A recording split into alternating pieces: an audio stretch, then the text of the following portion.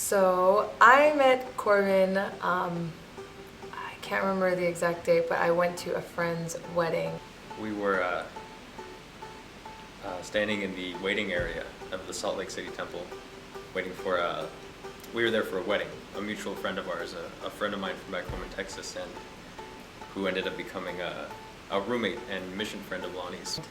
I was kind of fresh off my mission, so didn't really feel comfortable around guys.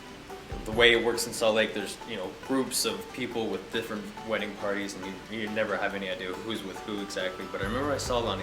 I actually remember exactly what she was wearing too. She had a black skirt on.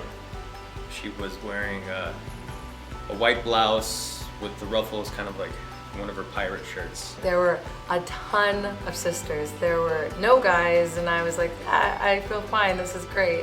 There's probably 30 girls to one guy. Red lipstick, her hair was straight. The second I saw her, she stopped me dead in my tracks. I thought she was beautiful. But I didn't get a chance to talk to her or anything. Later that night, we were at the reception. When I met Corbin, Lauren, that was my friend, she introduced me to him. I had a rare display of braveness and boldness. I came up with a plan of attack to go and approach, to go and introduce myself to Loni. I made a decision and determined that I was going to approach Loni a little bit differently than I had in the past. I'm not sure what she said, but if she said that I was being a jerk and I was rude, she was right. I was a jerk to her. Not sure why or where that came from, but that was the way I approached it. And we were just kind of standing in this circle, and we started talking, and I said to Corbin, I said, so are you from Dallas? Because Lauren's from Dallas, and she's a huge Cowboy Maverick fan, and obviously we're the Steelers fans, and so I was kind of like, so are you a Dallas Cowboy fan? And so immediately it turns into this conversation. Steelers versus Cowboys, and all of the history, and the contention, the conflict. And I kind of had this attitude, and when I said that to him, he was like, yeah, I am from Dallas. And I said, so you're a Cowgirl fan? I will say now, on record, in front of everyone who's watching this, all Knox and Fanuas and everybody, I do not hate the Steelers. I respect the Steelers very much. The Dallas Cowboys, however, are my team. And I would cheer for the Steelers if they were playing anyone else. But if they're playing the Cowboys, yes, I will always cheer for the Cowboys, as much as it pains you all. And I was like, I don't think I can talk to you then. And he was like, okay. And he walked away, and I was completely intrigued because I just thought, how dare this guy walk away from me? It was really cocky, actually.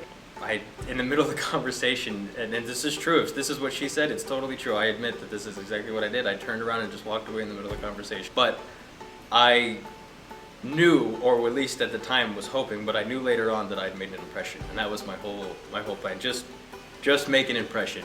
Make sure that when this girl went home, that I was the one that she would remember. A few days later, I contacted that friend whose wedding we were at to get Loni's phone number. I was talking to Lauren, and it was after her honeymoon, and she had said, hey, there's somebody who wants your number. And I was like, oh, ooh, it's kind of taken back. And she said, do you remember that guy Corbin from the wedding? And I just laughed because I said, yeah, that jerk. I didn't think he liked me at all because the way he acted when he walked away, I thought he was an adamant Dallas Cowgirl fan, and I was a big Steelers fan, and we could never be friends. And he said, yeah, he wants to have your number. And so I said, go ahead, give him my number. And he actually didn't even call me. I sent her a message on Facebook, and she replied back, and then went back and forth. She was clever. Her messages were really funny. She admitted later that she spent hours and hours putting them together just to make sure that they were just right. But admittedly, I did the same.